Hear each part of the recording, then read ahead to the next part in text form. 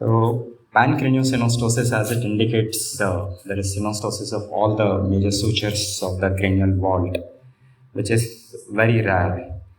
And it is like all one bone. Entire cranium is like one bone. There are no joints, and it is also called smooth skull because there are no joints. So practically, it is very rare to find an entire smooth skull. So for management purpose, we use term pancraniosynostosis when 3 or more sutures are involved. And this is one of the rarest and most severe form of craniosynostosis and has higher rates of multiple surgical procedure. And there is a tendency for restricted mental growth and poor morphological outcome as compared to non-syndromic single suture synostosis. So as the sutures fuse, the shape the cranium takes is predictable in case of single suture synostosis, but in case of pancraniosynostosis, it is not predictable. Sometimes the skull looks fairly normal, like we call it normocephalic synostosis, whereas it can look like cloverleaf skull morphology when the timing and the extent of synostosis is severe. So neurological and functional challenges in pancraniosynostosis compared to the single suture where it is largely cosmetic or aesthetic is main pathophysiology is intracranial pressure because the brain does not grow as the skull does not expand, which causes impaired vision due to papilledema, hydrocephalus due to obstructions, chiari malformation, developmental delay, venous hypertension, and sometimes even airway anomalies. So the management priorities as soon as the child is born, in particularly in cases of syndromic, it is airways. If they have mid-phase hypoplasia, may require tracheostomy immediately after birth. And if the eyes are popping out, then requires tarsorrhaphy. But if there are no major concerns, most of the children will undergo elective surgery later during infancy, mainly for aesthetic reason or for the limb deformities in case of Epub syndrome. As neurosurgeon, our indications for surgery in such children is raised intracranial pressure and decreased intracranial volume, which will not allow optimal brain growth in children. All of us know that maximum brain growth occurs in first 2 years of life, and if surgery is not offered in first 2 years of life, the growth may not be optimal. So the principle of surgery for pancraniosynostosis is cranial vault expansion. That means you have to increase the volume of the cranial cavity. It can be done whole at once, that is entire cranial vault expansion can be done.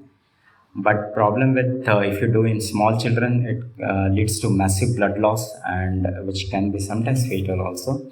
And there is risk to injury to the torcula. Because of raised pressure, there are many holes in the skull and the torcula may come out of the one of the holes, and at the time of dissection itself, you can injure the torcula.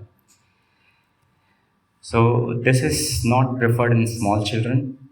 Anterior procedures are more popular among plastic surgeons because these children also have exophthalmos, and it is done along with neurosurgeon, but it does not result in significant gain in intracranial volume. So this is like frontoorbital advancement. The more preferred approaches are posterior approach. Posterior approach can be posterior cranial wall destruction, which is similar to Lizaro's destruction osteogenesis mechanism, where you do craniotomy and apply destructant and every day increase the destruction distance. So you gain sufficient volume. Up to 3 centimeter interposterior length can be increased. If destructor cannot be placed, we can do just fixed posterior cranial vault expansion, do bilateral posterior craniotomy, place the bone flap to 1 to 3 centimeter posterior with rigid implants so that intracranial volume increases. And later, if there are concerns with the exophthalmos or forehead flattening, then frontoorbital advancement can be done. Oh, this is one such example of whole cranial vault remodeling. This child was big enough with good amount of hemoglobin, no other medical comorbidities, no other congenital disease, and fit for anesthesia to undergo major surgery. You can see the skull is, entire skull is smooth. There are no squamous fissure, no coronal, metotic or sagittal. And MRI showed signs of raised intracranial pressure, anticella syndrome. MR venogram showed stenosis on the right side. leading to a lot of collaterals in the suboccipital venous plexus. So venogram is important. If you see a lot of venous plexus outside cranium, so that those may be the only venous outlet for the skull. As due to craniosynostosis, there may be jugular venous stenosis and there may be venous hypertension. You should be careful in such cases. So this child underwent whole cranial vault remodeling, sort of flap, exposure from nascent to inion, bilateral frontal craniotomy, bilateral orbitotomy and advancement, bilateral paracoccipital craniotomy, and fixed posterior cranial vault expansion. So in the first image, you can see the brain looks full. There is no CSF. Ventricles are very small. And the next post-operative day, we can see CSF spaces. And at follow-up, the brain looks fairly normal, without signs of raised ICP. So this is the appearance before surgery. The eyes were popping out, the head looked small, forehead was flat, and at first follow-up, there is at frontal advancement, eyes have gone inside, and at further follow-up also it is fairly good. This child also has mid-face hypoplasia, which does not require surgery before completion of primary dentation, and she was not symptomatic for that.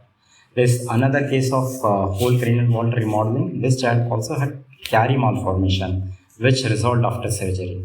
This is another case of cloverleaf skull, which was operated during infancy, and now the child is nearly 10 years and has socially acceptable appearance.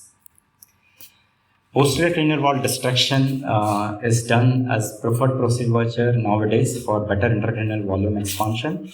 This is another child with pancraniosynostosis. So bilateral paracoccipital craniotomy was done and internal cranial projection monitoring was done. So as soon as you do craniotomy, you don't even take out the bone flap. ICP drops because the brain skull is under so much tension.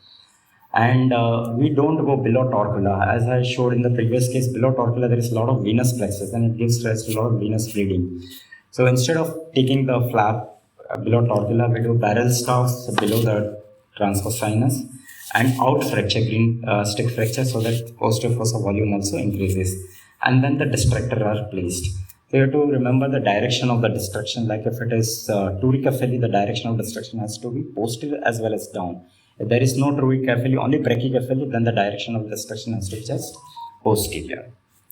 So this is after posterior cranial vault destruction, and then later the child underwent fronto-orbital advancement, and now you can see it is fairly normal looking shape of the head.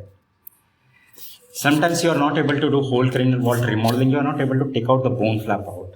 So you have to examine the child clinically. Complete head shaving is required to look for the bumps.